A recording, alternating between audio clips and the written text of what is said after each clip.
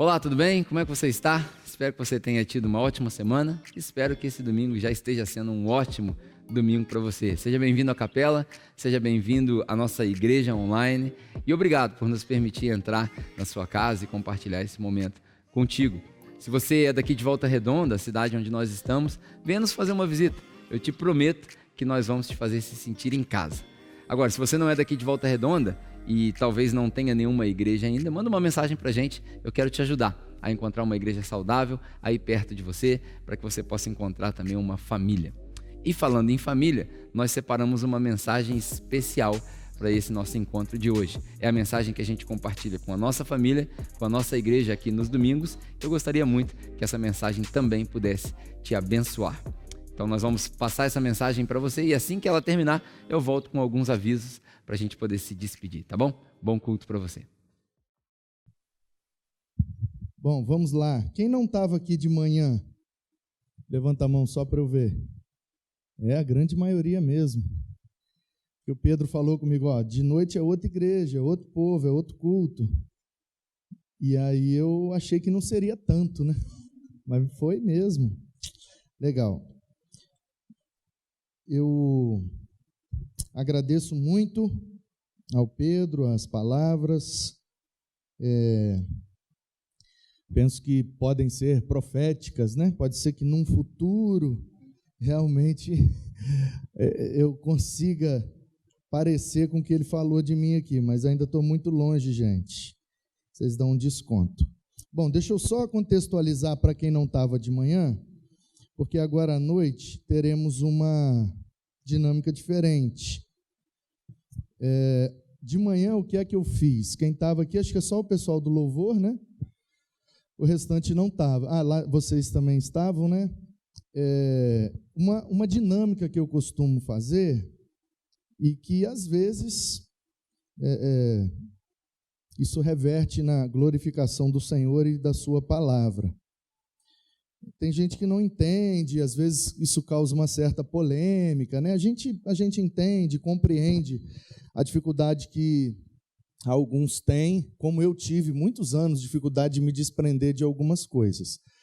Então, é uma dinâmica que eu faço para ilustrar na prática o meu amor pelas Escrituras. Então, eu converti com 16 anos, aqui em Volta Redonda, lá na Igreja Batista Central, lá do lado do Colégio Batista. E continuo batista até hoje, sou pastor na Igreja Batista Guaranhuns, em Vila Velha, no Espírito Santo. E sou, inclusive, apesar de não parecer, o Pedro não falou, e eu vou falar, mas só para que você entenda que eu sou batista mesmo, daqueles baptista, sabe? Que antigamente tinha um P, né? Daqueles mesmo, roxo, azul, batista. Eu sou o presidente dos pastores batistas do estado do Espírito Santo. Então, hoje eu presido 900 pastores batistas. Represento 900 pastores lá no Espírito Santo. Faço parte, claro, né, do Conselho dos Pastores Batistas do Brasil.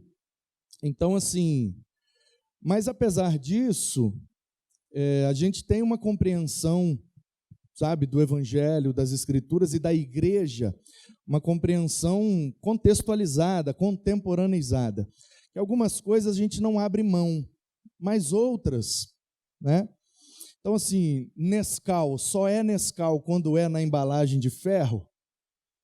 Nescau na embalagem de plástico deixa de ser Nescau? Não. Então, eu estou muito preocupado com o conteúdo. A embalagem não me importa muito.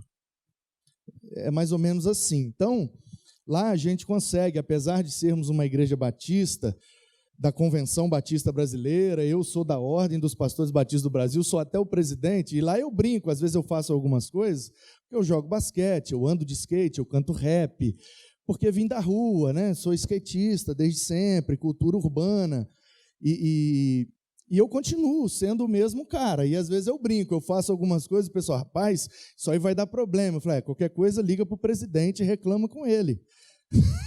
Né? Se ele achar que não deve.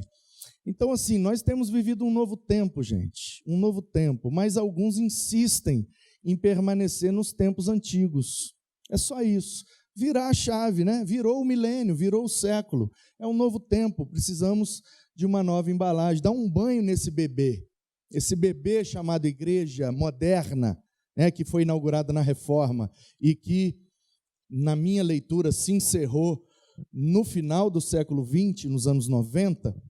Esse bebê chamado igreja moderna, esse bebê precisa de um banho. Qual é o problema? É que na ânsia de dar o banho no bebê, então a minha intenção é dar um banho nesse bebê e jogar só a água suja fora. O problema é que muitos, na ânsia de lavar o bebê, quando vai jogar água fora, joga o bebê junto. E aí, quando vamos fazer igreja, não sobrou mais nada. Então, eu tenho muito cuidado, né? Doutrinas, princípios, valores, colunas que sustentam a igreja do Senhor desde sempre, isso não pode ser mexido. Agora, roupagem, embalagem, né? Metodologias, isso tudo é mutável e não só pode ser, como, na minha opinião, deve ser. Então, eu estava falando que eu converti no Colégio Batista, ali na igreja, né, Batista Central. E tem sido esse o meu desafio. E por isso eu fiz o que fiz pela manhã, para demonstrar na prática que, apesar de, né, se eu estivesse lá na nossa igreja, provavelmente, né, eu não mudaria a roupa, o jeito. Tem o canal no YouTube, vocês podem ver. Às vezes eu quero, eu uso terno, às vezes eu não quero, eu não uso nada. Às vezes eu prego de chinelo, eu passo o dia inteiro na igreja atendendo e fico de chinelo. Quando eu vou ver, já está na hora do culto, eu subo e prego de chinelo mesmo. Minha esposa morre de vergonha, fala: meu filho não faz isso. Mas, né? Então, o que acontece, gente? Eu amo as Escrituras, mas de uma forma, assim, muito especial.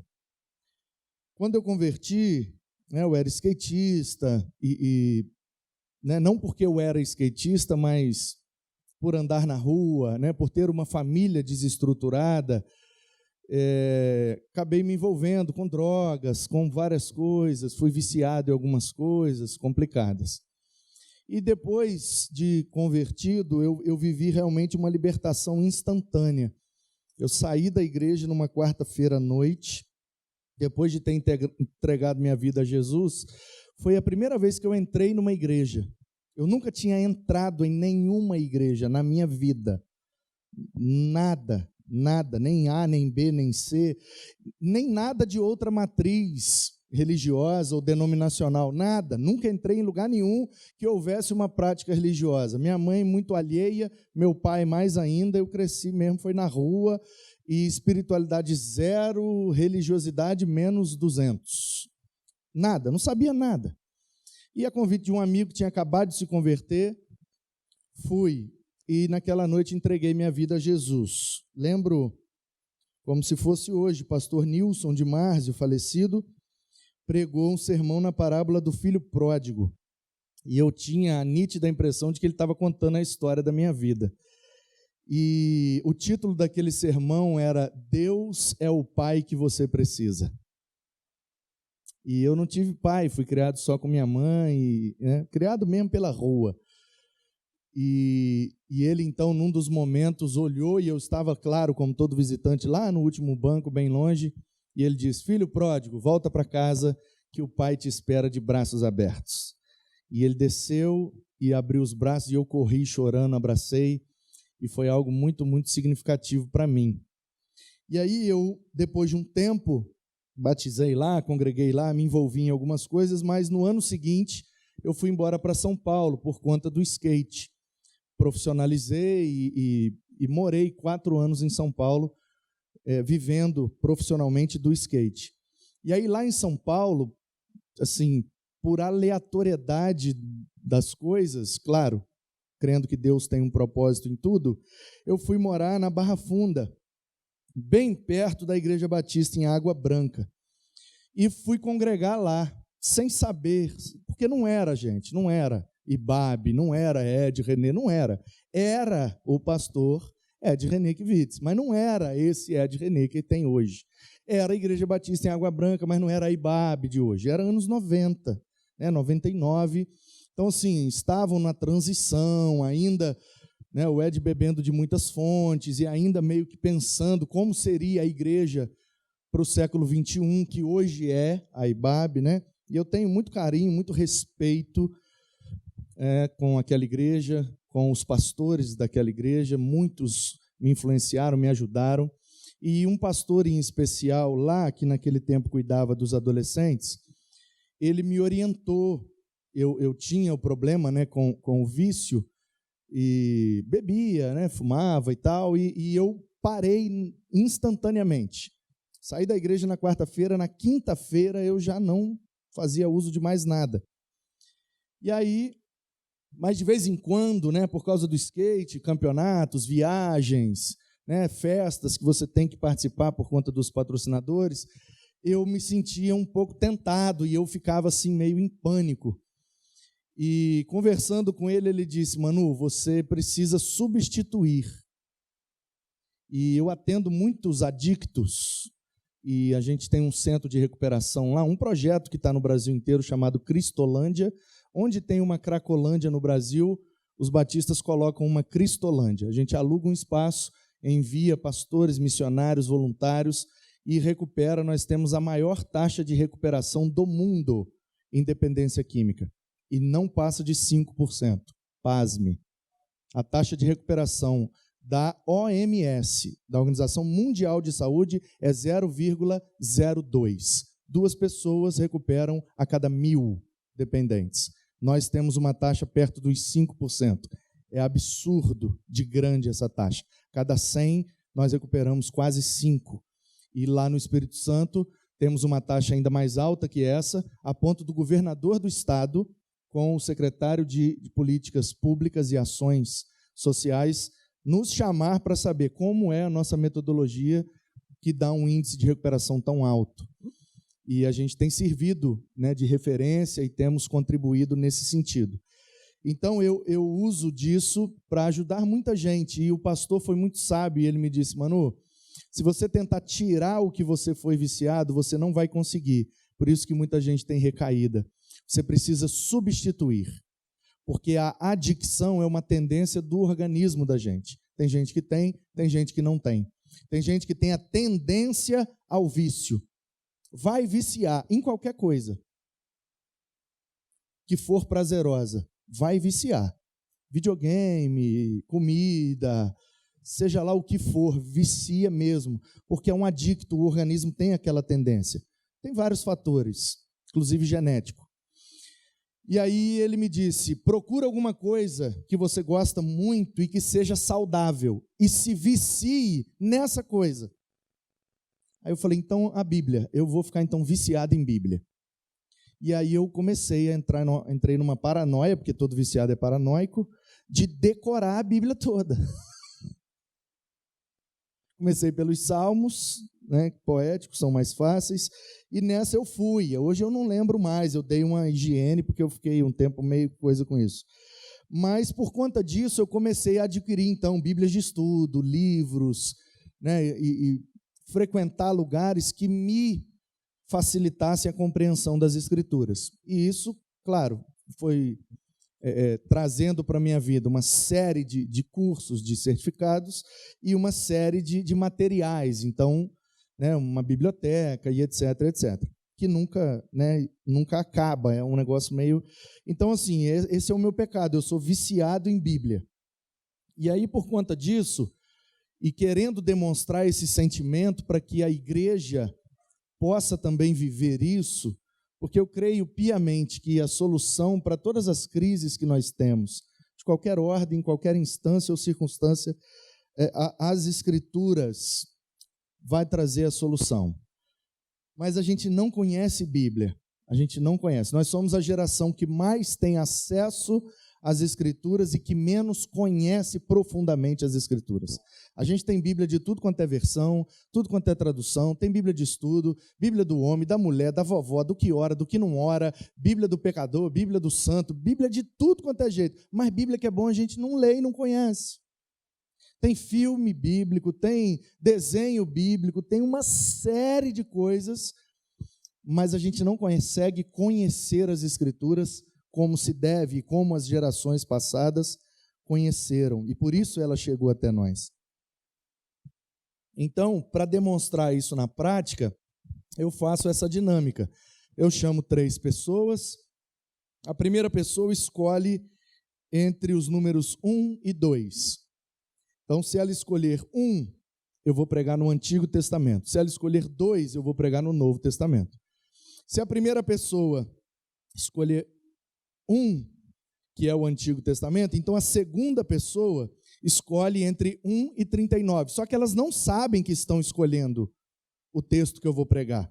Eu não falo, eu estou falando para vocês porque vocês não vieram só para dar um resuminho aqui para a gente ficar todo mundo na mesma página.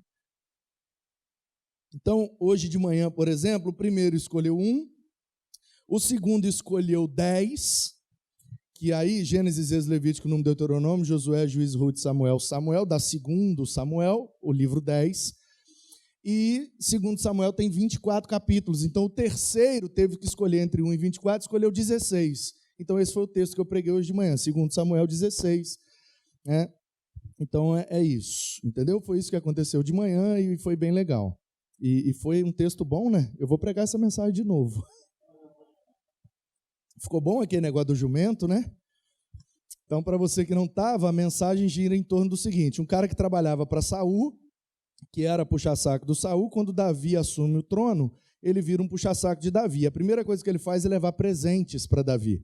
Ele leva um jumento, ele leva pão, vinho e frutas da estação, frutas do verão, que era a estação do momento, então, frutas frescas, né?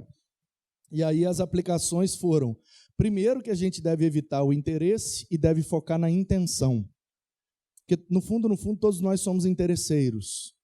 A gente se relaciona por interesse, a gente trabalha por interesse, a gente vive em muitas áreas e circunstâncias por interesse. Seja ele bom, ruim, escuso, imoral ou amoral, tem sempre um interesse envolvido.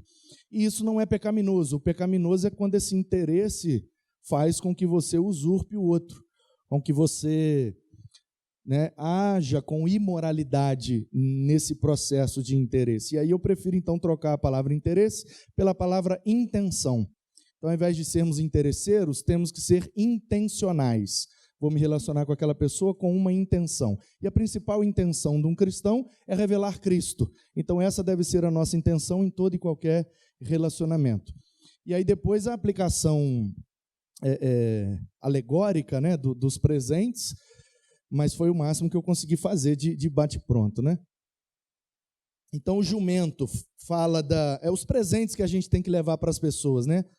Na intenção de ganhá-las para Jesus. Primeiro, o jumento, que fala de mobilidade, locomoção, porque muitas pessoas estão presas nas suas crises, nos seus traumas, nas suas frustrações, não conseguem caminhar na vida, não conseguem progredir. Então, a gente tem que levar o jumento, ou seja, a nossa presença tem que trazer mobilidade para essa pessoa. E um negócio que eu não mencionei de manhã, e que na próxima vez que eu for pregar eu já vou mencionar, que é muito legal, que o jumento também servia para carregar cargas. E é assim que a gente deve se relacionar com as pessoas, na intenção de carregar as cargas delas, para ficar mais leve, né? Então a gente tem que ser, entre aspas, dar esse presente do jumento, que é ajudar na mobilidade e carregar o peso da vida. Segundo, o pão é o alimento, é a palavra de Deus. O vinho é a alegria, então a presença do Espírito. E as frutas frescas falam de a fruta da estação, né? Aquela que está dando naquele momento. Não é nada guardado, não é nada antigo, não é nada fora de contexto. É a fruta de agora. Se agora é tempo de manga, então vamos levar manga. Se agora é tempo de acerola, vamos levar acerola. Mas num sentido alegórico e espiritual, a gente precisa tocar as pessoas com aquilo que é contemporâneo, aquilo que faz sentido para elas, aquilo que vai realmente impactar a vida delas. Não ficar pegando o velho, embalando de novo e querendo impactar as pessoas com mais do mesmo, com frutas de outras estações, com coisas que não são mais relevantes. Então a gente precisa ter essa intenção ao se relacionar. Basicamente essa foi a mensagem, depois acho que vai ser publicada no canal, né? Quem quiser ouvir na íntegra vai estar à disposição. Então agora à noite eu vou numa mensagem, né, mesmo preparada, não improvisada. Então quero convidar você para 1 Tessalonicenses, capítulo 5. 1 Tessalonicenses, capítulo 5. O horário da noite é como? Eu estou sem relógio, então eu vou precisar olhar aqui. Vocês costumam parar a que horas? Porque de onde eu venho já está quase na hora de parar.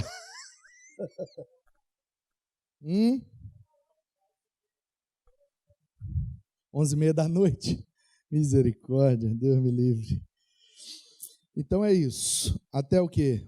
Umas 9? É tranquilo? Até umas 9? Fala, meu pastor, manda que eu obedeço. Então vamos lá. Porque lá na igreja, de vez em quando eu empolgo e vou que vou, mas aí eu estou na minha igreja, né? Sou eu que...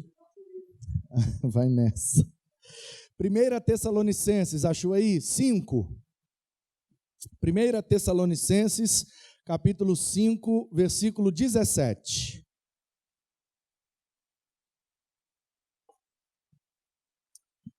É um texto grande, difícil, né? Será que a gente consegue decorar? Hoje ainda? Hein? O que é que diz aí? Na minha versão almeidona, né? Revista e atualizada, orai sem cessar. Ore sem cessar. Ou eu gosto de traduzir, não pare de orar. Não pare de orar. Essa é a orientação de Paulo aos irmãos de Tessalônica naquele tempo.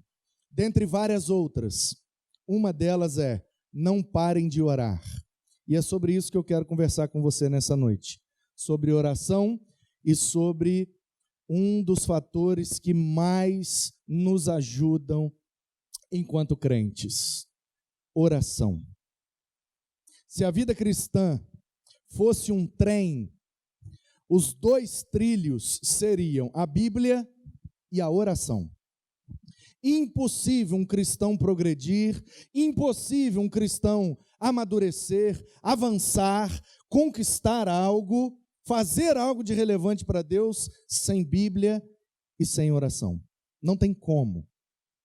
E o meu objetivo nessa noite é dar uma sacudida em você para que, a partir de hoje, a sua vida de oração seja transformada e melhore para que sua vida espiritual possa ter mais qualidade, para que você realmente tenha a Zoe, a vida que Jesus prometeu, uma vida com qualidade. Sabe, queridos, a oração tem sido muito negligenciada por conta do tempo que a gente vive. A gente vive num mundo muito corrido. É muita correria, e sai daqui, vai para lá, vai para cá, não sei o que, vai e busca menino, leva menino para a escola, vai natação, inglês, não sei o que, e trabalha, estuda e ajuda na igreja, trabalha, estuda, ajuda na igreja e ainda quer viajar, quer ter um lazer, quer comer hambúrguer, quer isso, quer aquilo, é muita correria, e aí a gente, nessa dinâmica, a gente esquece do que é primordial. Esquece de orar. Porque a gente acha, nesse tempo complicado e muito rápido, que orar é perder tempo. Aconteceu um problema. Qual é a área do problema? É um problema jurídico. Chegou um fiscal aqui, deu uma notificação, a igreja vai ser multada. Misericórdia, o que a gente faz? Vamos procurar logo um advogado. O fulano trabalha na prefeitura, vamos ligar para ele. Beltrano, não sei. A gente já quer resolver o problema. Porque o tempo é corrido e a gente já quer logo fazer algo. Quando, na verdade, a gente deveria colocar isso nas mãos de Deus. Orar primeiro. Porque orar não é perder tempo. Pelo contrário, orar é ganhar tempo. Porque quando você faz, é o seu braço que trabalha, é o seu braço que se cansa. Mas quando você ora, é o braço do Senhor que se estende ao seu favor. E aí você pode viver descansado. E o Senhor pelejará por você, como diz a Escritura. Isso me faz lembrar de um pastor batista, aleluia, Charles Haddon Spurgeon. Spurgeon foi pastor há 100 e poucos anos atrás, século XIX, na Inglaterra. E ele nasceu no interior. Ainda na adolescência, se converteu por volta dos 16 anos. Com 17, ele pregou a primeira vez. Aos 19, ele começou a estudar teologia, já com a perspectiva de um vocacionado. Aos 21, ele foi consagrado ao ministério, lá no interior, para ajudar naquela igrejinha. Aos 23, Spurgeon, então, vai para a capital, assumir a Metropolitan Tabernacle Church, a igreja metropolitana do Tabernáculo, uma igreja batista no centro de Londres, está lá até hoje, só o prédio, infelizmente. A membresia daquela igreja hoje não passa de 100 pessoas. Em toda aquela estrutura que virou museu, eles se reúnem numa sala não maior do que essa. E aí o Spurgeon chega lá, eles eram cerca de 300 membros naquela ocasião. E o Spurgeon, um pastor jovem, muito motivado, muito criativo, um excelente pregador, que naquele tempo conseguia compreender e comunicar bem o evangelho, naquele tempo, naquela ocasião e naquele contexto. Então, Spurgeon assumiu aquela igreja e morreu novo, antes dos 60 anos.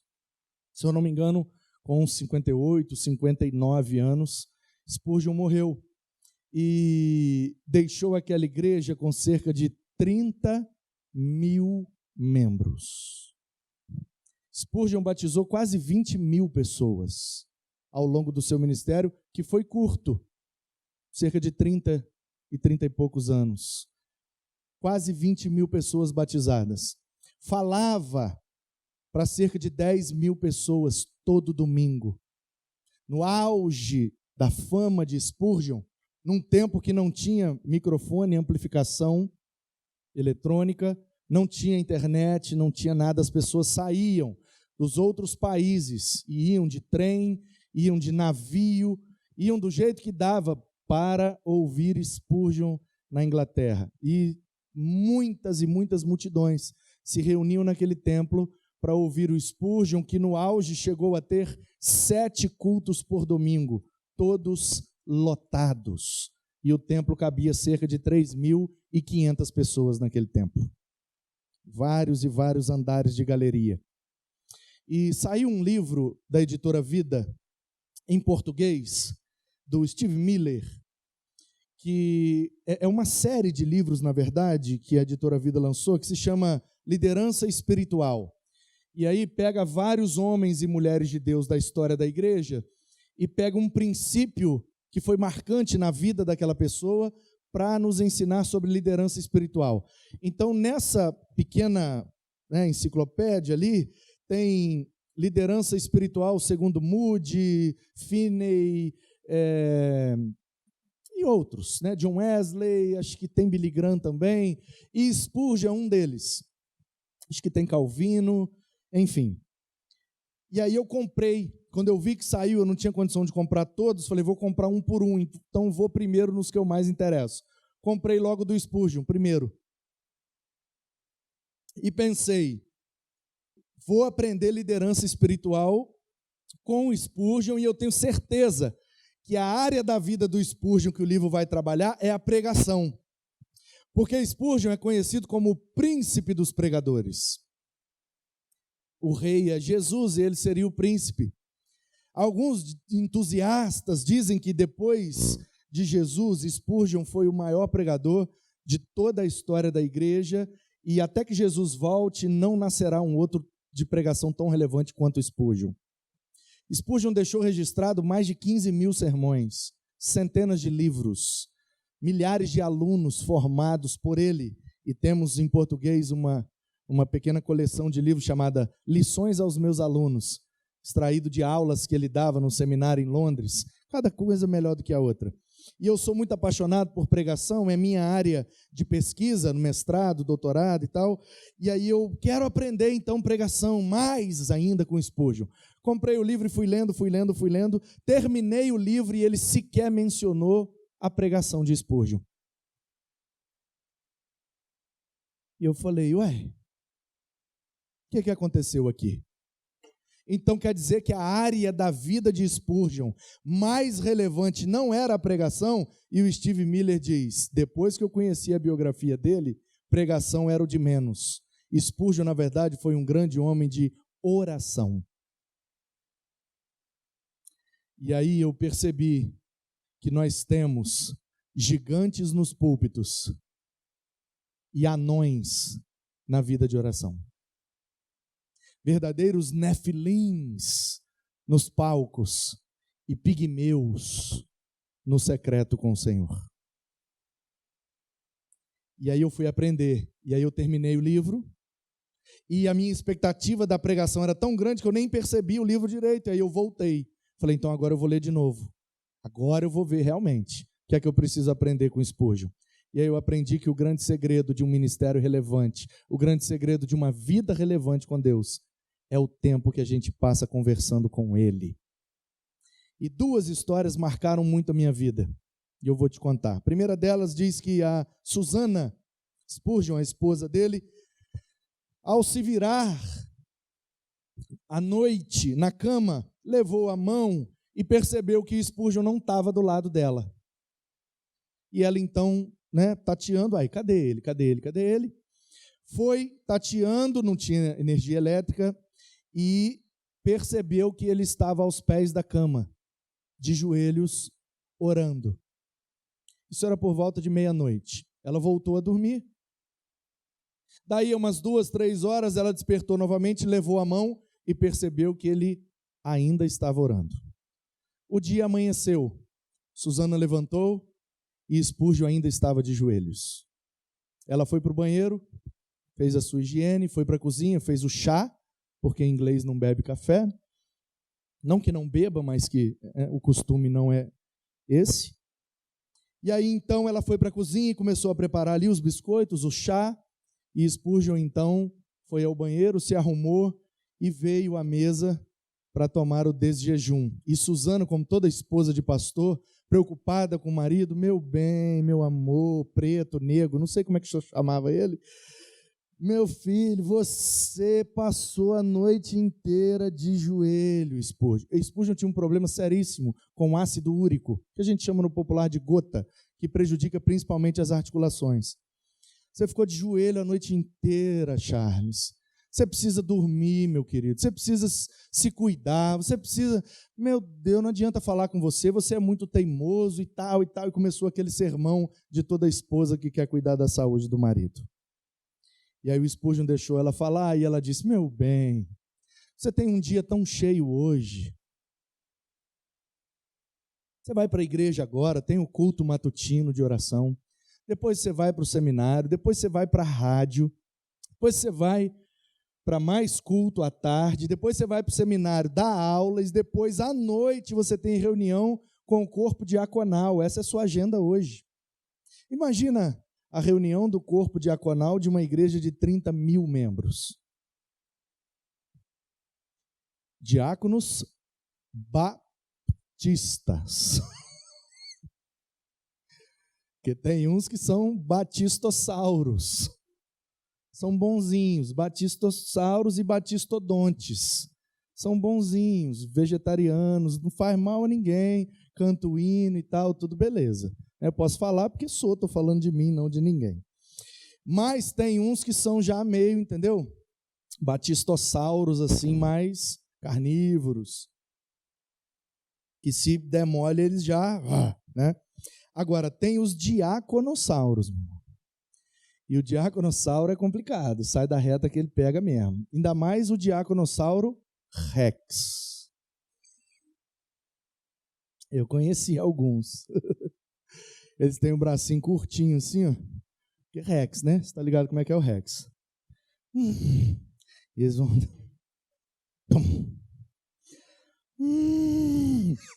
e vai com aqueles bracinhos curtinhos assim, fiscais, né? Buscando a quem possa tragar. Mas a Bíblia já disse: resisti ao diácono e ele fugirá de vós. Aleluia. Tem uns diáconos que são bons demais, viu? Ainda bem que lá em Guaranhuns não tem mais nenhum desses. Glória a Jesus. Falo mesmo, tô nem aí. Aí, gente, se fosse lá na Central, estaria falando a mesma coisa, não esquenta não. Então, veja bem. Spurgeon respondeu para a esposa dele: é por isso mesmo, meu amor. Eu tenho tanta coisa importante para fazer hoje. Se eu não orasse pelo menos 6 horas, eu não daria conta de fazer tudo do jeito que Deus quer. Mas a gente continua achando que orar é perder tempo. A outra história diz que Spurgeon estava no seu gabinete e de repente a secretária o chamou e disse: olha, tem um senhor ali fora dizendo que é seu amigo de infância e veio te fazer uma visita. Spurgeon saiu do gabinete, recebeu, realmente era um amigo que ele não via há anos, veio do interior, resolveu uns problemas na capital, e Spurgeon entrou com ele, tomaram chá e etc, e conversaram, mataram a saudade. Então o amigo do interior, impactado com o tamanho da igreja: Spurgeon, que bênção o seu ministério, meu Deus, o tamanho dessa igreja, muito problema, muita coisa. E Spurgeon, como todo pastor que se presta, foi mostrando à igreja: aqui é isso, ali é aquilo, aqui diz aqui, mostrando tudo. E foi mostrando. Embaixo do templo, no subsolo, tinha um grande corredor com salas de um lado e do outro. Eles apelidavam lá na igreja, naquele tempo, aquele corredor de submarino, porque eram portas de madeira com pequenas janelinhas de vidro, onde se podia ver dentro. Então, parecia assim um grande submarino. A escada descia lá, na frente do templo, e vinha o corredor até que chegava embaixo do púlpito. Embaixo do púlpito era a última sala do corredor. E Spurgeon foi mostrando, e de repente ele chegou e abriu a porta e disse assim: agora, meu amigo, vem cá para você conhecer o lugar mais importante da igreja. E o amigo, quando entrou na sala, era uma sala assim de cerca de 15 metros quadrados, com algumas almofadas e um grande tapete. E o amigo olhou aquela sala e ficou sem entender: por que esse é o lugar mais importante da igreja? Um templo daquele tamanho, com essa quantidade de salas e auditórios e isso e aquilo. Mas Spurgeon, por que essa é a sala mais importante? Porque aqui é a sala de oração. E aí o amigo perguntou: quantos membros tem a igreja hoje, Spurgeon? Aí ele falou: cerca de 30. E o amigo disse: não tem como. Para que uma igreja desse tamanho para 30 pessoas? Ele: não, lá em cima se reúnem milhares, mas eu só considero membro os que frequentam essa sala. E aí a história conta que o púlpito de Spurgeon era um mezanino de madeira, exatamente como esse. Portanto, lá embaixo, na sala de oração, e ela quase sempre era ininterrupta durante as atividades da igreja, abriu a igreja para alguma atividade, tinha que ter alguém lá na sala orando. E a história conta que Spurgeon, às vezes pregando, sentia que a coisa estava meio pesada, estava meio agarrada, que espiritualmente uma vibe ruim.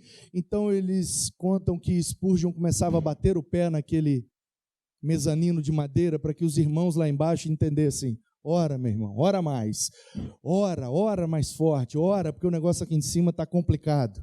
E os irmãos então intensificavam suas orações, e Spurgeon quase sempre era usado por Deus para ganhar muitas e muitas vidas naquele lugar. Sabe, queridos, a gente precisa urgentemente voltar à nossa vida de oração com o Senhor. Passar mais tempo com Ele, conversando com Ele, ouvindo Ele. Colocar a oração não como um ingrediente, mas como o recheio da sua vida espiritual. É isso que vai trazer de fato aquilo que você precisa em Deus e com Deus. Lá em casa nós temos, quase uma mania já. Tudo que a gente vai fazer, a gente ora. Tudo. Vamos ali comprar um chinelo? Vamos, só um minuto. Senhor, nosso Deus, nós vamos ali comprar o chinelo. O Senhor sabe o dinheiro que a gente tem, o Senhor sabe o chinelo que a gente precisa, e o Senhor conhece lá no estoque da loja o chinelo que foi bem feito lá na fábrica, porque nós não temos dinheiro para desperdiçar, então esse chinelo tem que durar muito. E depois que durar muito, e quando a gente comprar um outro, a gente ainda vai doar ele para abençoar alguma pessoa. Então a gente precisa de um chinelo que seja de acordo com a tua vontade. Em nome de Jesus, amém. Bobeira, né? Mas a gente quase nunca toma prejuízo. Pelo contrário. Muita gente, quando conhece o meu orçamento, fica embasbacado. Como que você consegue viver com isso? Ter a vida que tem com o pouco que ganha? Porque eu quase não tomo prejuízo. Porque eu coloco tudo diante de Deus. Porque tudo que tenho e tudo que sou deve ser usado para a glória e expansão do reino dele. Aprendi isso com a doutora Edmeia Williams, aqui do Rio. Casa de Marta e Maria, uma senhora, Edmeia Williams. Digita esse nome no YouTube, tudo que aparecer você ouve. Edmeia, com D mudo, Williams. Williams mesmo, ela é filha de um inglês. Um marinheiro inglês aportou em Recife, teve uma aventura amorosa, e uma senhora lá de Recife, uma moça, né, engravidou-se dele, nasceu Edmeia. Uma história linda de superação, de aceitação e de entrega ao reino de Deus. Edmeia foi casado com um homem muito bem sucedido na área do petróleo e deixou a ela uma condição de vida muito favorável. E ela decidiu usar toda a condição de vida que o marido deixou para abençoar crianças no Morro da Dona Marta, zona sul do Rio de Janeiro. Comprou uma grande casa e ali ela abriga cerca de 100 crianças, todos os dias. Tem aula de reforço, tem música, tem esporte, tem uma série de atividades. E o projeto chama Casa de Marta e Maria. E ela sustenta com os seus rendimentos e com as ofertas que ganha das pregações que faz, dos livros que vende, etc. Doutora Edmeia, uma mulher de Deus, um negócio que transpira Jesus, é um negócio absurdo. E ela que ensinou isso para mim. Ela disse, olha, lá quando chega lá, a gente vai fazer compra, a gente ora por tudo.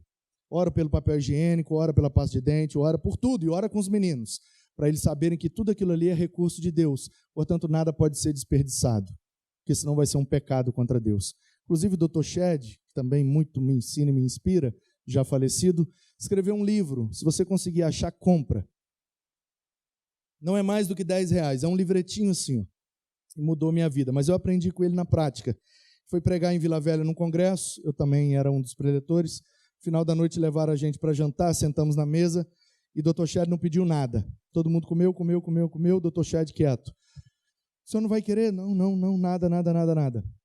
E aí, de repente, sobrou um pouco de salada, ele pegou a salada, botou no prato e foi comendo. Sobrou um pouco de macarrão, ele pegou o macarrão, e um restaurante chique em Vila Velha, na Praia da Costa, tinha de tudo. E o pessoal, então, da igreja, não, doutor, pelo amor de Deus, o que o senhor quiser, pode pedir que a gente, não precisa ficar comendo dos outros, pede o que o senhor quiser que a gente vai mandar fazer. Ele falou, o que eu quero é que não se desperdice nada. E aí eu já, E aí ele soltou essa pérola. Vocês não conhecem minha obra, Teologia do Desperdício? E aí nós, desavisados, não. E ele disse, então, por favor, tenham acesso e leiam. A teologia do desperdício é o seguinte, tudo que nós temos nesse planeta é recurso dado pela providência de Deus. Portanto, todo e qualquer desperdício é um pecado contra a providência de Deus. Por isso que eu não gosto que desperdice nada, porque eu não gosto de pecar contra a providência do meu Senhor. Uou! Imediatamente comprei o livro, li, e realmente é uma paulada na boca do estômago da gente. E o Dr. Shedd é o Dr. Shedd, né? A filha do Dr. Shedd, no sepultamento dele, disse, eu só sei que meu pai é pecador porque a Bíblia diz que todos pecaram. Porque eu nunca vi meu pai cometer um erro sequer, um deslize moral, social ou espiritual. Meu pai foi um homem justo, íntegro e reto. Nunca vi meu pai pecar. A filha, com quase 70 anos, disse isso no sepultamento dele. Então, voltando aqui, queridos, nós precisamos voltar ao que é principal. E oração é principal para a gente. E aí, isso me faz lembrar de uma história da Bíblia, que você conhece, mas se você quiser abrir, está em Mateus 14. Mateus capítulo 14, a partir ali do 12, 13, conta a história que as editoras bíblicas, nas epígrafes, né? Esse títulozinho em negrito, epígrafe, em cima das passagens, você sabe, isso não é Bíblia, isso não é inspirado, isso é a editora que coloca, assim como capítulos e versículos, para ajudar a gente a achar mais fácil, mas isso não é inspirado, isso não faz parte da escritura sagrada. Então, as editoras chamam essa passagem de a primeira multiplicação dos pães. Eu respeito, até entendo, mas eu não chamaria de multiplicação. Eu chamaria essa passagem de a primeira divisão dos pães. Porque no texto não tem o verbo multiplicar. O verbo multiplicar é uma interpretação da editora. O texto diz que Jesus, confere comigo, se você quiser e puder, se não anota em casa, você confere. 19, tendo mandado que a multidão se assentasse sobre a relva, tomando os 5 pães e os 2 peixes, erguendo os olhos ao céu, os abençoou. E em seguida os repartiu. Repartir não é sinônimo de multiplicar. Repartir é sinônimo de dividir. Jesus dividiu os pães. E aí o texto diz que todos comeram, se fartaram e ainda sobraram 12 cestos cheios. E eram os que comeram cerca de 5.000 homens, fora mulheres e crianças. O ministério de Jesus é marcado pela presença efetiva de mulheres e crianças, diferente dos outros rabinos, que não permitia que as mulheres e as crianças se aproximassem do seu rabinato. Jesus abriu para todo mundo. Naquele texto, Mateus 19, que Jesus fala, deixa as crianças virem, e os discípulos, não, crianças, vocês estão atrapalhando. A gente, na perspectiva de hoje em dia, criança e tal, na perspectiva ocidental, de criação de filhos do século XXI, a gente olha e condena os discípulos imediatamente. Olha como os discípulos eram ruins, não queria deixar as crianças... Gente, Jesus está dando aula de teologia. Alguém aqui leva seus filhos para um seminário? Os filhos da gente estão onde agora? Está lá. Por quê? Porque a gente não quer eles aqui atrapalhando. Então nós somos igual a eles. Porque em conversa de adulto, criança não se mete não, gente. O erro dos discípulos não foi afugentar as crianças. Isso é normal. Qualquer um de nós faria. O ponto não é esse. O ponto é que Jesus está dizendo, ao invés de nós estar aqui achando que sabemos e as crianças só atrapalham, a gente é que deveria estar sentado observando elas, porque é elas que têm mais para ensinar para a gente. Por isso que o reino é delas. Esse é o ponto. Então, voltando, o texto diz que 5.000 homens. Os pães e os peixes não foram tomados das mãos de um homem. Porque homem, varão, nesse contexto aqui, é sexo masculino acima dos 30. Sexo masculino até 12, criança. De 12 a 30 é mancebo, é jovem. Só depois de 30 que é homem. E os pães foram tomados das mãos de um mancebo, de um jovem. Ele era do sexo masculino e ele não tinha 30. Se ele estava lá, deveria ter outros igual a ele. Então, eu chuto aqui umas 10.000 pessoas. 5.000 homens acima de 30. Mais os jovens, mais as mulheres e mais as crianças. 5 pães. Tudo bem que não era pão francês que a gente compra na padaria hoje aqui. Pãozão, Pão bíblico. Mas mesmo assim, gente? Ainda que fosse 5 bisnaga, Dá para essa turma toda comer? Não dá. O que é que Jesus faz com o pouco recurso que vem na mão dele? Ele divide. E no final todo mundo come. Me parece que Deus está disposto a multiplicar tudo aquilo que a gente está disposto a dividir. Me parece. E a Bíblia diz, como eu acabei de ler, que Jesus tomou os pães, ergueu os olhos ao céu e abençoou. O que é que Jesus fez, gente? Uma oração. Pai, obrigado aí por esse alimento, é o recurso que nós temos, é pouco, mas nós vamos dividi-lo. Todo mundo comeu e sobrou. Quantos cestos sobraram? Quantos? Quantos eram os discípulos? Nunca reparou isso? Me parece. Quando eu digo assim digo eu, não o Senhor. Coisa minha, da minha doideira. Mas eu acho que Jesus está dizendo assim, cada um vai carregar um cesto para largar de ser incrédulo. E ainda tem mais uma lição. Quando a gente divide o pouco que tem, todo mundo se farta e ainda sobra para levar para casa. Por que é que nossos recursos são sempre menos do que as nossas necessidades? Primeiro, porque a gente não ora. Segundo, porque a gente não divide. Não pare de orar, ainda que você tenha pouco, porque o nosso Deus é o Deus da multiplicação. Ele pode pegar o pouco que você tem. Se você entregar nas mãos dele, ele vai dividir. Mas fica tranquilo, vai saciar, vai fartar, vai satisfazer e ainda vai sobrar. Porque é assim que Deus faz. Nosso Deus não é um Deus de miséria. Nosso Deus é um Deus de abundância. O que me remete a um outro texto, né? Uma outra história. 1 Reis, se você quiser acompanhar aí, né? Na Batista nós temos uma organização bem decadente que se chama Embaixadores do Rei.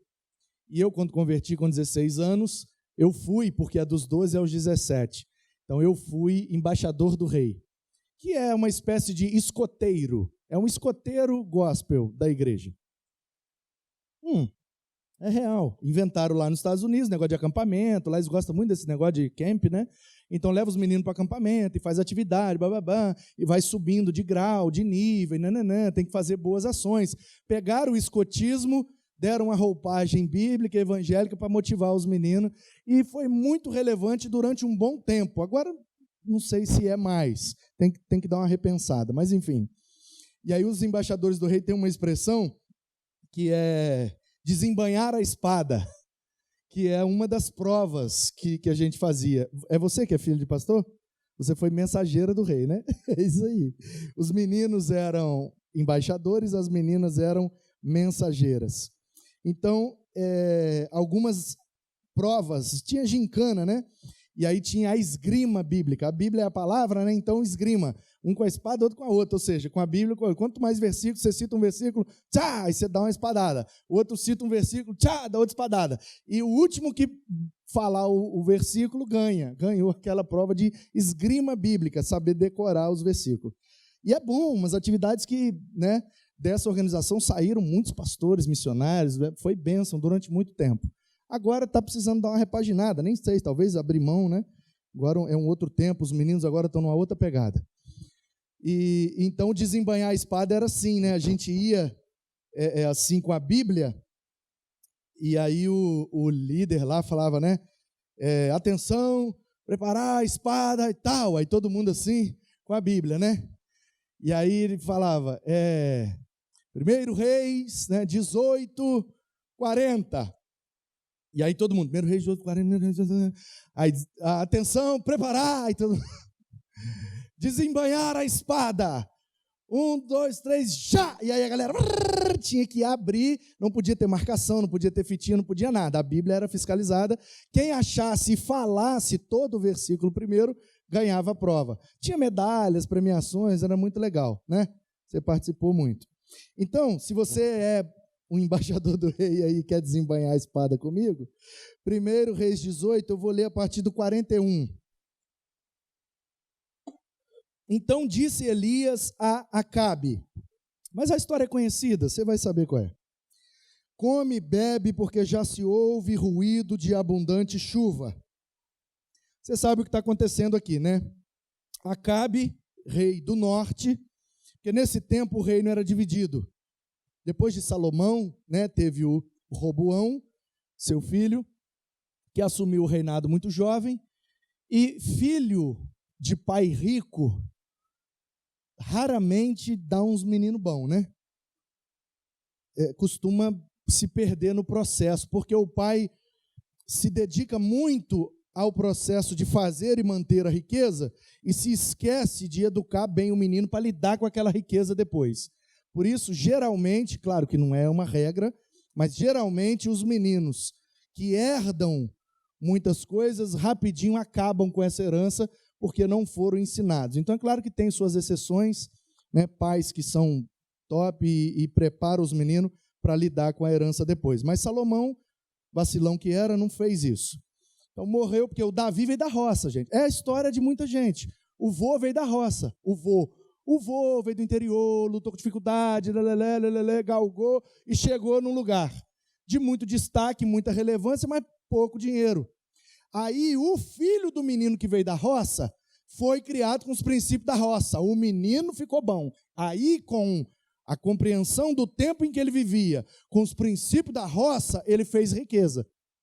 O neto agora já vem na playboyzada. E aí, meu amigo, aí não dura muito.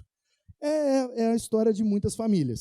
Então, o Roboão toma posse do reino e vai conversar, né, com a turma. Eu sou o novo rei agora e tal.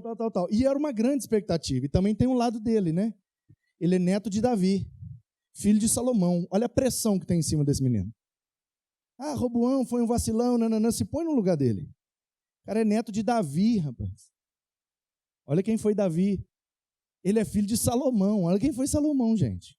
Agora ele tem que reinar. Tá todo mundo assim, ó. Vamos ver o que esse menino vai fazer. Vai ser guerreiro igual o vô? Vai ser mulherengo igual o pai? Vai ser bom de negócio? O que esse menino vai fazer de bom para nós? Porque o vô era top, o pai nem se fala. E agora, meu filho? Muita pressão. E aí o menino, não, muita pressão, não estou aguentando, saiu com os amigos para uma balada. Tá lá, é só ler. E aí a turma do norte, lá de Samaria, veio ao sul para conversar com o novo rei. Roboão, nós temos um pedido. Seu avô Davi foi muito bom, mas ele foi bairrista. Ele trouxe a capital para o sul, ele trouxe a capital para Judá. Por quê? Porque vocês são de Judá, né? Então Davi é de Judá, trouxe a capital para cá para baixo. E nós lá do norte? Os únicos beneficiados aqui são vocês e os benjamitas. Judeus e benjamitas estão aqui pertinho. E as 10 tribos lá do norte, que nós estamos 100, 200, até 400 quilômetros de distância da capital. E a gente tem que ficar vindo aqui em Jerusalém, porque o seu pai, Roboão, além do seu avô trazer a capital para cá, seu pai ainda fez o templo aqui. Ai, que desgrama, nós temos que sair 400 quilômetros lá do norte, toda vez que vai adorar tem que vir aqui embaixo. 400 quilômetros, meu rei. O senhor não está ligado não, é 15 dias para vir, 15 dias para voltar. A gente perde um mês de serviço. É um mês sem receber, um mês sem trabalhar, um mês sem receber, não tem carteira assinada, tem fundo de garantia, tem FIES 13º, não, gente. Trabalhou, vendeu, ganhou, não vendeu, não ganhou. O cara vai ficar um mês na estrada, com a família, trazendo bicho ainda para sacrificar. Imagina essa viagem, com criança, com um animal, e deserto, e pula rio, e não sei o quê, e dorme aqui, dorme ali, monta acampamento, desmonta acampamento. Ô, meu rei, dá uma moral para nós. Deixa a gente fazer uma congregação lá no norte. Aí a gente vem aqui só na Páscoa, já tá bom? Aí Roboão, beleza, eu vou pensar no pedido de vocês. Conversa com os anciãos, meu filho, ouve o povo, hein? Ouve o povo. Seu avô ouviu o povo, seu pai ouviu o povo. Ouve o povo. Ah, tá bom, vou ouvir o povo. E aí, galera, onde é a balada hoje? Saiu com os amigos para a balada, chapou o coco e com os amigos virou e falou, quer saber, esse povo do norte tem mais é que se lascar mesmo. Não vou dar moral nenhuma. Pelo contrário, ainda vou aumentar o imposto deles para eles aprenderem a vir aqui e afrontar o rei. Resultado? Divisão da nação. As 10 tribos do norte voltam, decepcionadas, encontram um cara que já tinha tretado com Salomão, Jeroboão. Fala, Jeroboão, foi você que deu aquele problema com Salomão, né? Ih, rapaz, aquele povo do sul lá é tudo metido, não dá para conversar com eles, não. Você não quer ser nosso rei, não? Aí Jeroboão, vocês que mandam. Então, beleza, você é o rei. Joelha aí, botaram a coroa na cabeça dele. Nós aqui do norte estamos fechados contigo. Nós somos Israel, capital é Samaria, e aqui que é Betel, meu amigo. Betel é no norte. E o nosso pai Israel não adorava em Judá, não. O nosso pai adorava aqui em Betel, casa de Deus. Betel. Aqui é a casa de Deus. Davi levou para o sul porque ele é do sul, mas a verdadeira casa de Deus está aqui. O povo, é isso aí, tamo junto. Blum, dividiu. Então, nesse tempo aqui, Reino do Norte, 10 tribos, capital, Samaria. O rei era Acabe, casou com Jezabel. Quem é Jezabel? Uma menina que antes morava ali na região de Betel, antes daquela terra ser dos hebreus, num lugar que se chamava Cananéia, da macro-região de Canaã. Então, lá em Canaã, eles adoram um Deus chamado Baal. Então, o nome dessa mulher é Isra Baal, que significa princesa de Baal. O nome do pai dos hebreus é o quê? Israel, príncipe de Deus. É a releitura, é a ressignificação. O povo aqui adora o Baal, nós adoramos a um Deus, o El, que é divindade, né? E que é usado também pelos povos pagãos. Então, o Acabe casou-se com a Jezabel, que introduziu a adoração a Baal no Reino do Norte, e Samaria virou uma grande capital de idolatria. E aí, Elias, que é um profeta do norte, está vendo aquela idolatria toda, e aí Deus chama ele. E o nome do cara, Elias. Né? El-Iá. O Iá é do Yurê, né? O eu sou. Yurê, o Avre, eu sou o que sou. Né? Aí ficaria Iavé. E aí o Iá é eu sou.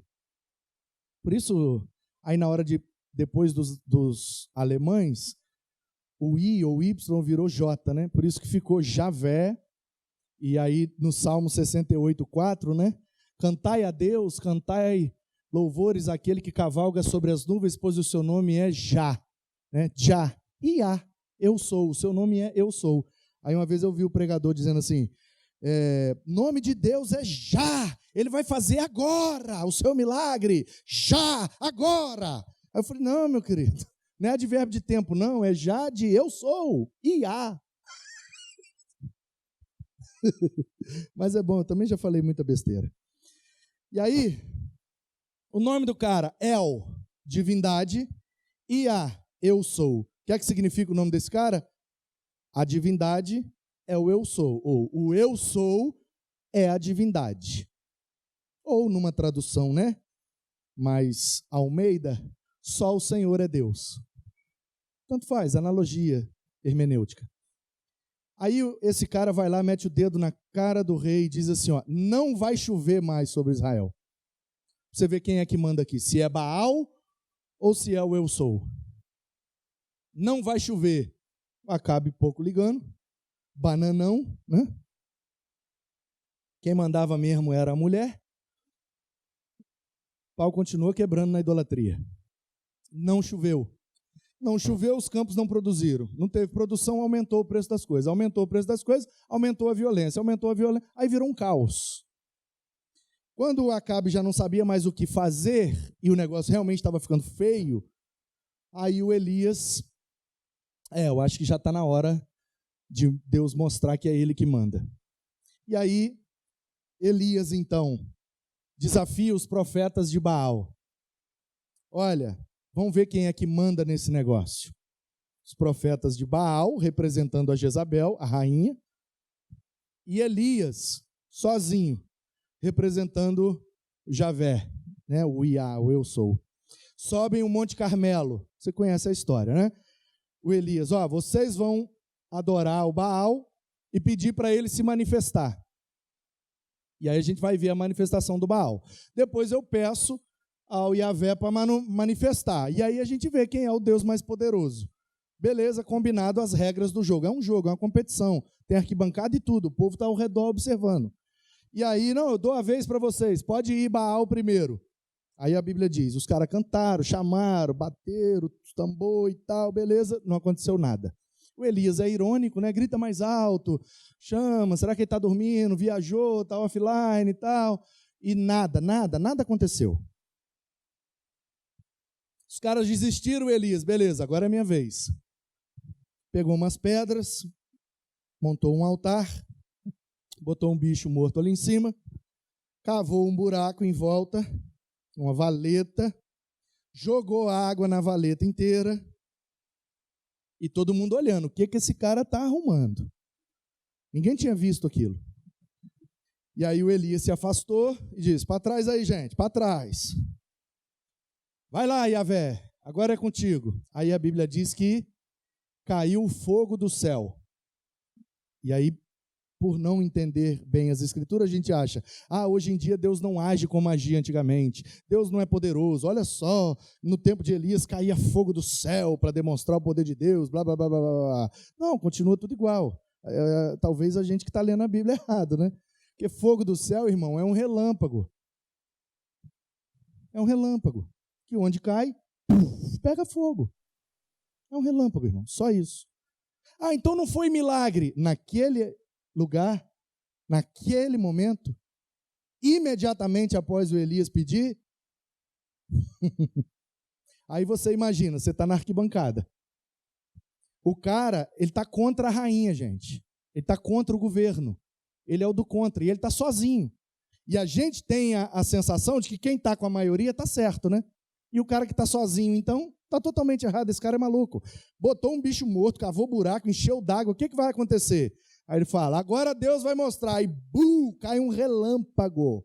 Está todo mundo em cima de um morro, cai um relâmpago, lambe a água inteira, lambe o bicho, só a fumaça. Imagina o susto que o povo não tomou, o desespero que o povo não ficou. Todo mundo assim, catatônico. E aí, de repente, a torcida grita o nome do vencedor. O que é que o povo gritou? Elias, Elias, Elias. Grita o nome de quem vence, ué. É normal, vai num estádio de futebol para você ver. É assim que acontece. Era um jogo para ver quem era mais poderoso. O Elias ganhou. O povo gritou o nome dele. Uai, pastor, mas estou conferindo aqui. Diz que o povo gritou, só o Senhor é Deus, só o Senhor é Deus, só o Senhor é Deus. É exatamente o que significa Elias, meu querido. Porque os profetas têm o significado do seu nome como sua principal veia profética. Que antes deles nascerem, Deus já tinha um propósito para eles, inclusive no significado dos seus nomes. Por isso que Jonas, que é o primeiro missionário transcultural, Yohaná, em hebraico, é pomba, porque é o cara que voou para levar a palavra em outra nação. Então, voltando aqui. Esse é o contexto. Quem está comigo diz amém. Elias, porém, desceram do Carmelo, né? Desceu. O Elias é o vitorioso e tal, tal. Aí ele vira para o rei, para Acabe. Acabe, pode ir embora para o palácio. Vai jantar, vai dormir, está resolvido. E aí ele sobe o Carmelo de volta. 42, subiu Acabe comer e beber, Elias, porém, subiu ao cimo, ao cume do Carmelo e, encurvado para a terra, meteu o rosto entre os joelhos. Eu te pergunto, o cara acabou de ter uma vitória, desceu com o rei, despediu do rei, subiu o morro de volta, ajoelhou e botou a testa no meio do joelho. O que esse cara está fazendo? Qual é a oração dele? O texto diz, meu filho, o moço, o discípulo, né? Todo profeta anda com um discípulo. Vai lá ver se a chuva já está vindo. E ele está com a testa no chão orando. Senhor, o Senhor já demonstrou o seu poder, Israel já entendeu quem é que manda, agora tenha misericórdia de nós. Manda chuva, porque senão vai morrer todo mundo. Ele está orando pela chuva. E aí o texto diz que o menino vai e volta 6 vezes. Na 7ª vez o menino volta e diz, olha, quase nada. Como assim quase nada, meu filho? Não, é porque é uma pequena nuvem. Qual o tamanho da nuvem? 5 metros? Não, da palma da minha mão. Do tamanho da palma da minha mão. O texto diz que o Elias vira para o menino e diz: então corre, meu filho. Corre o mais rápido que você puder. E a Bíblia diz que choveu abundantemente sobre Israel. Não pare de orar, ainda que você tenha quase nada, porque o nosso Deus é um Deus de abundância. Não pare de orar, ainda que você tenha pouco, Ele pode multiplicar. Não pare de orar, ainda que você tenha quase nada. Ah, pastor, tenho quase nada de esperança, quase nada de expectativa, quase nada de recurso, a minha situação está por um fio. Não pare de orar. Não pare de orar. Pastor, eu estou assim por 1 milímetro, eu vou... Não pare de orar. Deus pode mudar a história. Se você tem pouco, bota na mão dele e você vai ver multiplicar. Você tem quase nada, bota na mão dele e você vai ver. Vai ter em abundância. E aí vamos piorar só mais um pouquinho, né? Ah, pastor, você está falando isso aí, quem dera eu tivesse pouco. Ainda bem que eu tivesse quase nada. Não, você não conhece minha história, eu não tenho mais nada. Não tenho mais nada. Acabou, já era, já foi, tchau, benção, passou, acabou. Não tem mais nada. Então vamos para João 11. É outro bem conhecido também. Eu separei só os conhecidos para ficar fácil. João 11. Jesus passa em Betânia, os caras ficam revoltados, joga pedra nele, ele pega os discípulos e vai embora. Meio do caminho, ih, rapaz, deu 9. O que eu faço? Fica querendo dar muita aula, né? Aí, terrível, eu sou terrível, vocês me desculpam. No meio do caminho chegou a notícia: Jesus, as meninas mandaram avisar. O que é que está acontecendo? O Lázaro está muito doente, é para o senhor voltar, que o negócio lá está feio. Tá bom, fala com ela que eu estou indo. E foi? Foi não. O cara piorou. O cara morreu. Passou um dia, nada dele. Passou 2 dias, nem notícia. 3 dias. E na crendice judaica, até o 3º dia ainda dá para resolver, com ressurreição. Depois do 3º dia não tem mais jeito. Aí quando é o 4º dia, Jesus chega. Presta atenção nessa frase que ela é de duplo sentido. Jesus atrasou de propósito. De propósito. Até o 3º dia, tranquilo. Mas do 4º em diante, nem Deus resolve. Então, por que é que Jesus tinha que chegar a partir do 4º dia? Para quebrar a crendice e suscitar a crença daquele povo. A fé. E aí diz o texto. João 11, eu vou ler o 21. Rapaz, toda vez que eu olho esse texto, meu olho pula lá no 16, assim, e eu fico com vontade de falar um negócio. Mas o tempo está avançado, eu vou falar, não, vou deixar para a próxima. Se eu falar tudo, vocês não me chamam de novo. É sobre o Tomé e o preconceito que a gente tem de que ele, tem que ver para quê? Não, nesse texto aqui ele é o único crente. Todo mundo, vamos embora, Jesus. Lá em Betânia o povo deu pedrada na gente. O Tomé no 16. Então Tomé, chamado Dídimo, disse aos condiscípulos: vamos também nós para morrermos com ele. Se é para morrer com ele, eu estou junto, vamos nós. Os outros 11 ficaram com medo. Só o Tomé creu. Aqui é o Tomé crente. Lá no final ele quer ver, é o Tomé incrédulo. Qual é o Tomé que a gente prefere? O incrédulo. Claro, porque ele aplaca a nossa consciência de que nós também somos incrédulos, né? Então a gente prefere um Tomé que não acreditou, porque a gente também não acredita. Por que esse Tomé aqui não é pregado? Por que esse Tomé aqui não é explorado? Porque esse Tomé não é bom. Ele joga na minha cara que ele é crente e eu não sou. Ele está disposto a morrer com Jesus e eu não estou. Então eu prefiro o Tomé lá da frente, que deu uma balangada. Então, seja crente ou balangano, ainda bem que tem espaço para todos. 21. Disse, pois, Marta a Jesus: Jesus, se eu tivesse aqui, meu irmão não tinha morrido. 22. Mas eu sei que tudo que pedir ao Pai, Ele te concede. Presta atenção. Jesus está entrando em Betânia. A Marta, que é a desesperada, tinha que ser a Marta, né, gente? Vocês estão ligados nas duas irmãs, né? A Marta é imperativa, tarja preta, ela é terrível. Ela não para quieta, ela Marta, 440 volts. A Maria de boa, entendeu? Maria só paz e amor, ouvir um bobzinho, ela é de boa. Still it up. What pirates is the robber? E aí, a Marta sai correndo e encontra com Jesus na entrada da cidade.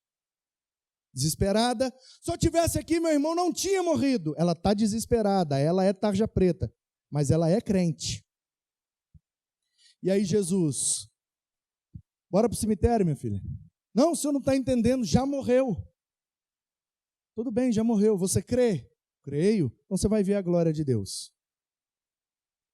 E aí, a Marta diz assim para Jesus, ó: se o senhor pedir para o Pai, Ele te concede. Jesus, então bora para o cemitério. Não, mas não adianta. Por que não adianta? Porque já tem 4 dias. Já está fedendo. Já era. Jesus, minha filha, bora para o cemitério. Aí, a gente pula para o 40. Aliás, né? O 39. Então, ordenou Jesus: tirem a pedra. Disse Marta, irmã do morto: Senhor, já está fedendo. São 4 dias. Então, veja bem, na entrada da cidade, se eu tivesse aqui, meu irmão não tinha morrido, mas se o senhor pedir ao Pai, Ele concede. Vai para o cemitério. Jesus está lá no cemitério, cemitério entre aspas, né? Buraco da pedra lá. Tira a pedra aí, gente. Não adianta. Tira a pedra. Como eu falei pela manhã, né? Falei pela manhã? Ele podia ter tirado a pedra, né? O que é que ele não fez? Porque algumas coisas ele pediu para a gente fazer. Então, para de ficar pedindo para ele fazer o que ele já pediu para você fazer. Ele faz o milagre, mas é você que tira a pedra. Tirem a pedra. Aí o texto diz: tiraram então a pedra. 41. E Jesus, levantando os olhos para o céu, disse: Pai, graças te dou, porque me ouviste. Você nunca reparou isso? Na entrada da cidade, se eu tivesse aqui, meu irmão não tinha morrido, mas se o senhor pedir ao Pai, Ele te concede. Toca para o cemitério, o cara sai vivo lá de dentro. Pai, obrigado por ter me ouvido. O que é que Jesus fez entre a entrada da cidade e o cemitério? Uma oração. Pai, ressuscita o meu amigo, para que em Betânia creiam que tu me enviaste. Não pare de orar, ainda que você não tenha nada, porque o nosso Deus é um Deus de ressurreição. Ele traz à vida aquilo que já está morto. Ele traz à existência aquilo que nunca existiu. E Ele não precisa de matéria-prima para criar nada. Pelo poder da sua palavra, haja e ouve. Porque Ele é o Deus de toda a criação. E Ele pode ressuscitar qualquer coisa para a sua glória. Nós estamos diante de um Deus que ressuscita pessoas, ressuscita casamentos, ressuscita ministérios, ressuscita tudo que for para glorificar o seu santo nome. Você tem pouco? Ore. Deus pode multiplicar. Você tem quase nada? Ore. Deus pode fazer abundantemente. Você não tem nada? Ore. E Deus pode ressuscitar. Ele pode trazer à existência aquilo que você está orando. Caso isso seja para a glória do seu nome e expansão do seu reino. Amém? O meu tempo já deu. Eu tinha uma história boa para contar, mas acabou. Fica para a próxima, né, Pedro? E aí, gente? É porque eu sou batista. Os batistas resolvem tudo democraticamente. Faz assembleia e o povo vota. O que o povo vota, a gente é obrigado a fazer. Então, como vocês não são batistas, se fosse na igreja batista, eu botava em votação agora. E aí nós resolvíamos. Mas como não é, e aí, pastorzão, o que a gente faz? Favoráveis? Uma história rápida, curta. Segura aí, tem aí um negócio especial aí, não tem? Tá aí? Então segura. Segura aí. Eu vou mostrar um negócio para vocês, mas antes eu quero explicar o que vocês vão ver ali. Uma história para inspirar a sua vida, porque tem gente que interpreta isso como soberba. Quando a gente começa a contar as nossas próprias histórias. Eu não interpreto assim. Quando eu ouço uma história de alguém contando algo sobre si mesmo, até porque a gente interpreta os outros de acordo com aquilo que a gente é, né? O bom julgador por si se julga. Então, eu gosto de ouvir histórias que a pessoa viveu. Por quê? Contar a história dos outros é fácil. Eu pedi para você segurar, vacilão. Agora deixa. Ah, então já é. Resultado. Então, gente, eu gosto de ouvir histórias que foram vividas por aquele que está contando. Por quê? Porque a gente fica contando história dos outros, e não vive as nossas próprias histórias. E se isso é soberba, pode me julgar à vontade. Eu prefiro contar as minhas histórias do que contar a história dos outros. Eu aprendo muito com a história dos outros, mas eu gosto mesmo é de contar as minhas histórias, as histórias que eu vivi. E aí isso me estimula a viver mais, para ter mais o que contar.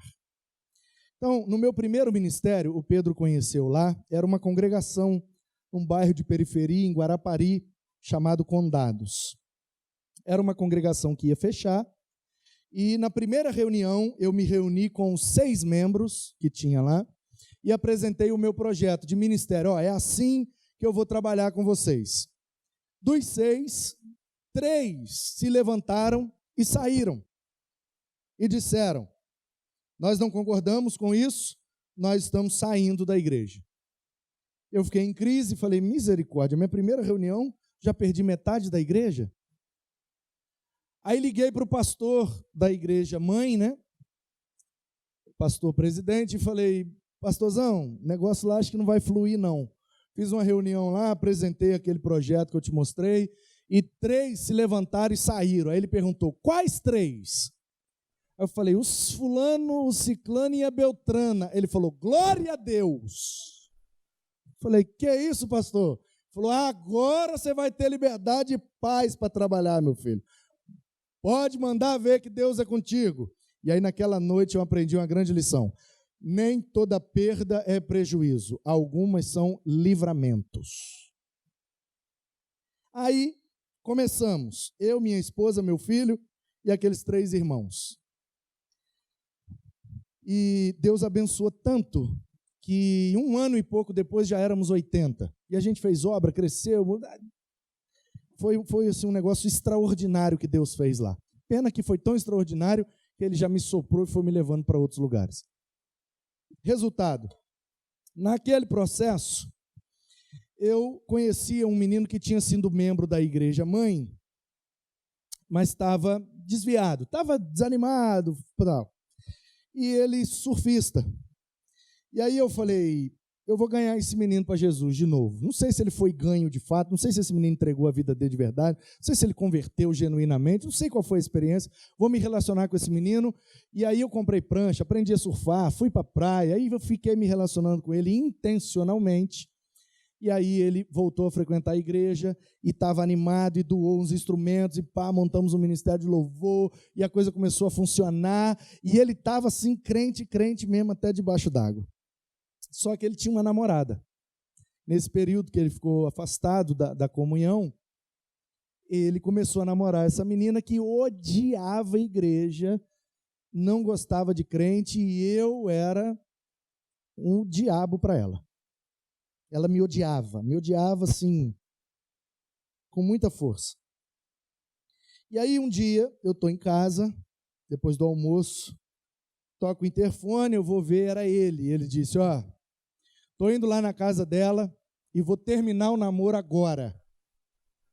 Eu falei, que é isso, rapaz? O que está acontecendo? Não, porque ela não quer saber de Deus, não quer saber de Jesus, não quer saber da igreja, não quer saber de nada. O meu namoro com ela tá me prejudicando, está ficando pesado, e você pregou que tem que cortar o olho, né? Se minha mão faz pecar, corta a mão, então esse meu namoro, eu vou cortar o namoro e tal. Eu falei, rapaz, calma, vamos orar. Ele falou, não, se você quiser orar, você ora, eu vou lá e vou terminar. Eu falei, não, então peraí, só um minuto, estou indo lá na igreja agora, tem que consertar um ventilador, vamos lá comigo para você me ajudar? Eu queria, né, que ele desse uma respirada. Aí ele foi comigo. Parei na casa de um irmão, que era o eletricista que ia mexer lá no ventilador, buzinei, falou, já vou, beleza. Do lado da casa desse irmão, tinha uma igreja neopentecostal. E assim, com todo respeito, tá bom? Isso aqui não é nenhuma crítica, nenhum julgamento, muito menos um desrespeito. É só mesmo a história, né, de dois amigos, uma brincadeira que foi feita, mas não há aqui nenhum desrespeito, muito menos julgamento com relação à metodologia dessa igreja. E essa igreja neopentecostal tinha uma faixa assim esticada no meio da rua. 7 sexta-feira forte para quebrar qualquer maldição. Campanha não sei o que de Daniel. Eu, né, ainda sou novo, era muito mais novo ainda na época, olhei para ele, olhei para a faixa, e brinquei. Falei, aí, o que seu namorado está precisando? Vem aí uma 7 sexta-feira dessa aí, forte para quebrar aquela maldição. Falei brincando, diante de Deus. Aí ele olhou e ficou bravo, falou, pô, velho, eu aqui sofrendo, você fica me zoando, tal, papapá, nem parece que é pastor. Aí já apelou, né? Apela. E aí eu brinquei, zoei e tal, o irmão chegou, entrou no carro, nós fomos lá, consertou o ventilador, voltei, parei de novo, o irmão desceu, valeu, obrigado, o irmão entrou, eu olhei a faixa de novo. Olhei para ele, olhei para a faixa e falou, ó. E aí eu fiquei constrangido, porque ele falou, né, você nem parece pastor e tal, isso dá uma...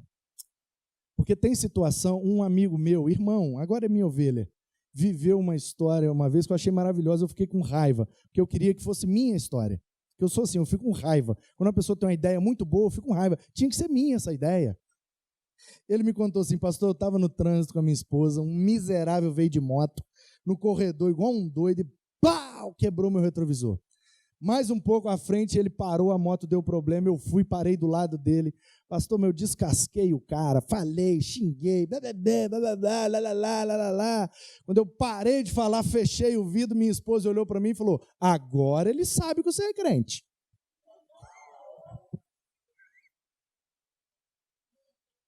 Aí ele falou, pastor, eu fiquei com tanta vergonha, pastor, eu abri o vidro de novo e falei, ô meu querido, me perdoa. Aí diz ele que o cara falou assim, não, tranquilo, velho, eu estou muito nervoso, o que está acontecendo? Rapaz, eu sou motoboy, trabalho na serra, minha mulher está lá na Barra do Jucu, está ganhando o bebê, não tem ninguém para acudir ela me ligou desesperada, a bolsa estourou, já tem mais de 1 hora que ela está lá em casa, eu preciso chegar em casa e a moto agora deu defeito. Aí o cara, ei, Jesus...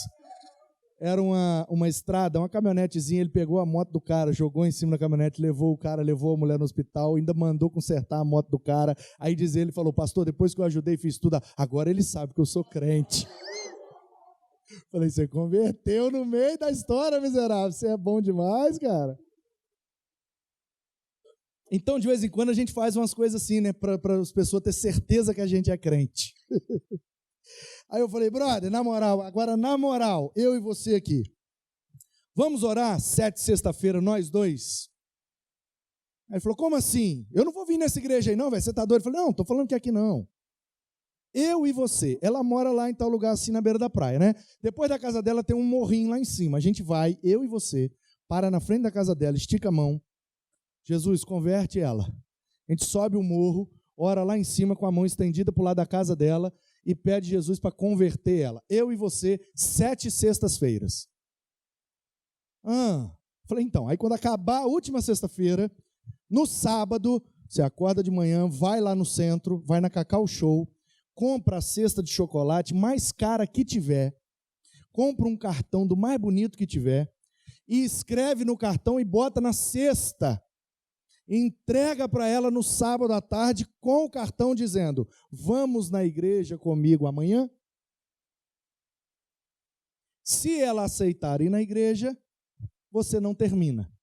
A gente vai ver onde é que vai parar isso. Se ela não aceitar, aí beleza, você está à vontade para terminar. Não termina agora não, vamos orar primeiro. Se ela não quiser, aí você termina.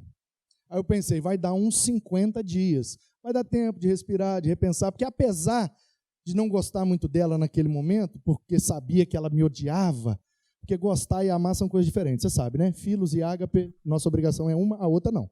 Aí... é o grego, né? Aí, apesar de eu saber que ela me odiava, eu não sentia que era para terminar. Eu sentia que, no fundo, aquilo tinha um propósito.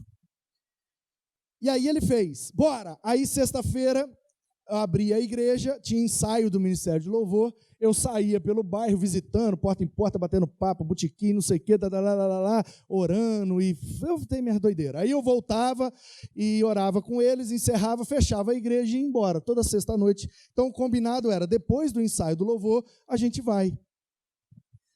Terminou o ensaio, fechei. Quando eu abri a porta do quarto, 2 meninos entraram no banco de trás. Falei, sai aí, velho, fora. Não, nós vamos também. Vai onde? Na oração. Que oração? Na oração da namorada dele. Eu falei, velho, você é fofoqueiro, hein, cara? Não era só eu e você? Ele, a oração nunca é demais, né? Falei, tá bom, então vamos. Aí fomos 4, acho que 5. No primeiro dia. Oramos, aquele esquema. Paramos na porta da casa, falei, vamos tirar uma foto, vamos registrar. Pá, tiramos a foto, subimos no morro, mão estendida, oramos. Descemos, primeira sexta. Segunda sexta-feira, mesmo esquema, ensaio do louvor, fechei a igreja. Quando eu fui para o carro, já tinha uns 8, um de bicicleta, um de cavalo, outro de skate.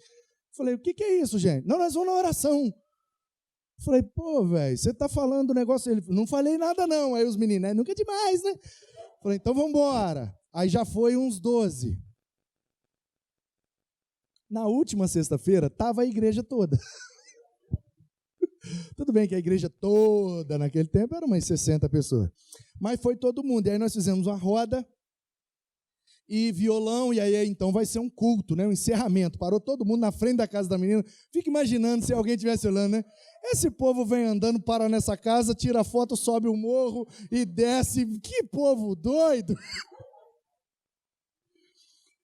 E nós fizemos. Aí, vamos orar. Aí eu dava sempre orientação, não vai orar por mais nada.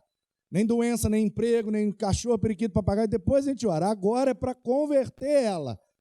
Beleza, gente? Beleza. Aí tinha um menino, novo convertido. Novo convertido é uma fonte de constrangimento, né?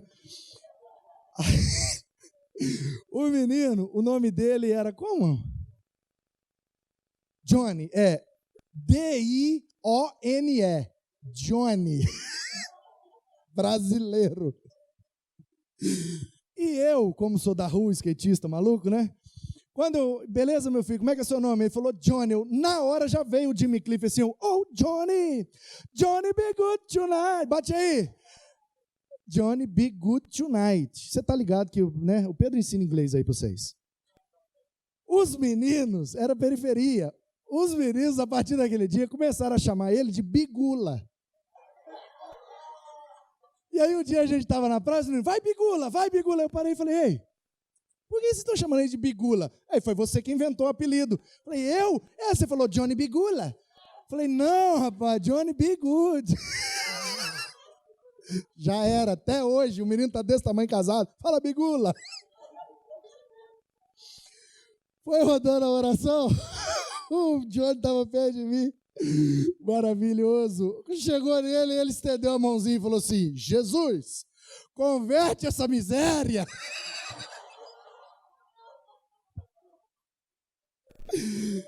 Cara, mas foi, aí acabou o culto, acabou tudo, todo mundo riu e tal, cantamos, descemos, tiramos uma foto, beleza. Dia seguinte ele fez exatamente como a gente combinou. Comprou o bombom, foi lá, papapá, e ela aceitou ir na igreja. E aí ela vai, aí ficamos todo mundo animado, beleza, show. Quando eu estava na porta da igreja, veio chegando o seminarista, tinha lá um seminarista com a esposa dele, e aí, beleza? Ele aí, pastorzão, dá uma olhada no meu esboço aí, tal. Eu falei, esboço? Ele falou, hoje é eu que prego, né? Aí eu falei, ai meu Deus.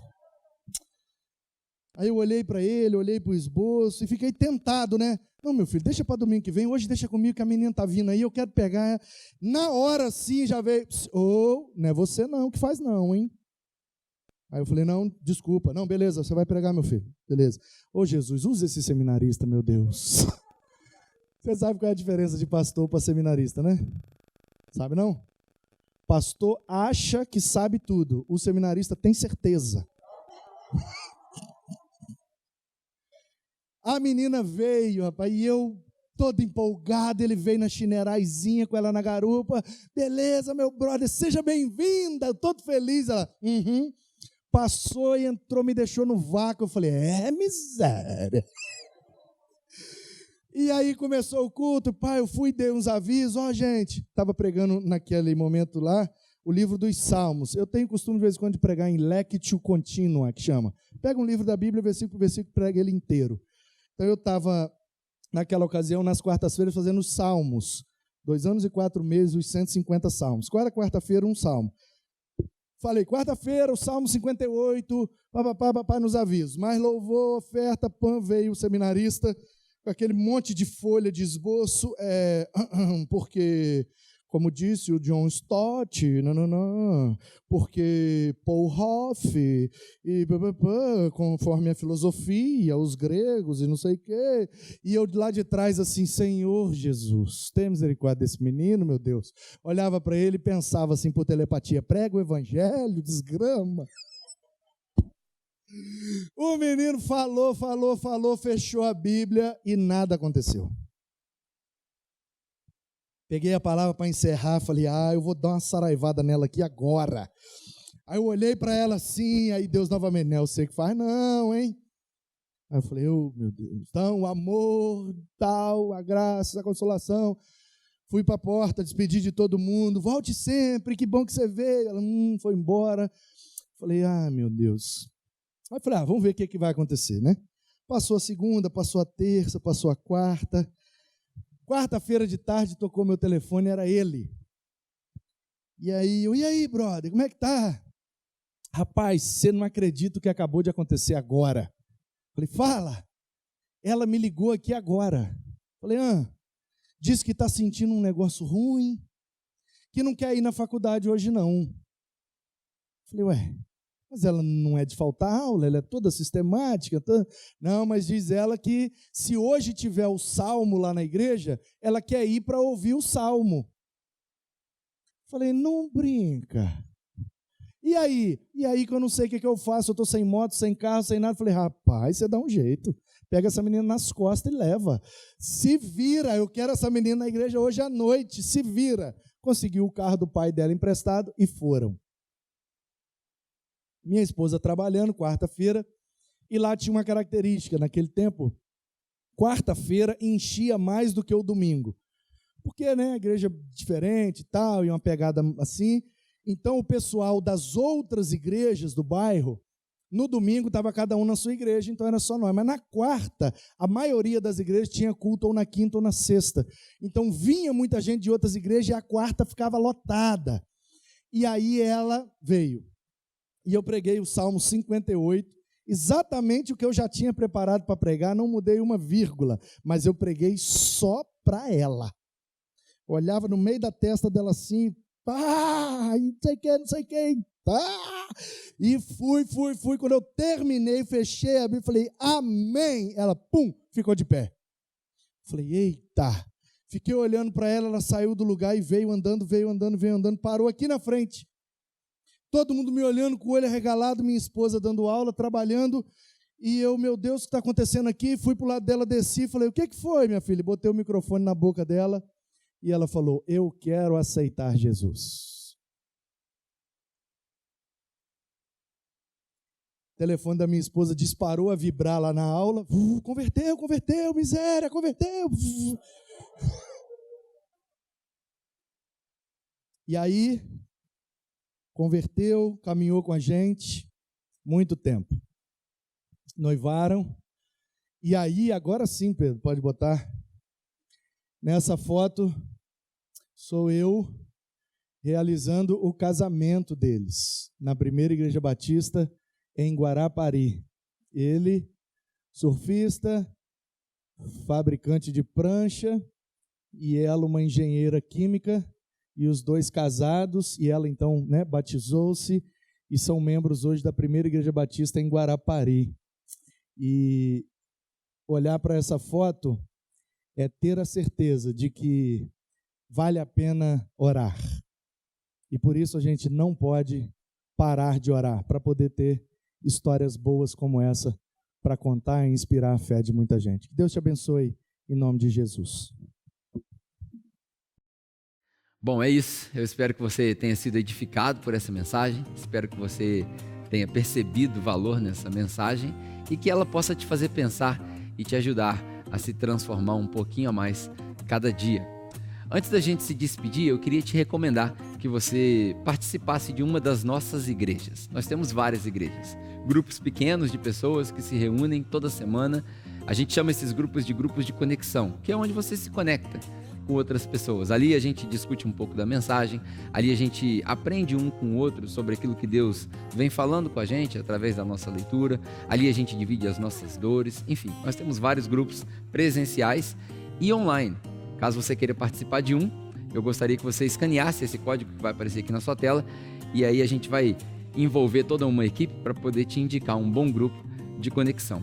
E falando em códigos, esse código que apareceu aqui na sua tela, hoje em dia está tudo muito tecnológico, eu quero te convidar, caso você queira, ajudar a nossa missão a avançar com a nossa missão de alguma maneira financeira, vão aparecer aqui na sua tela alguns códigos. Tem o código do Nubank, tem o código do PicPay e tem a nossa chave Pix.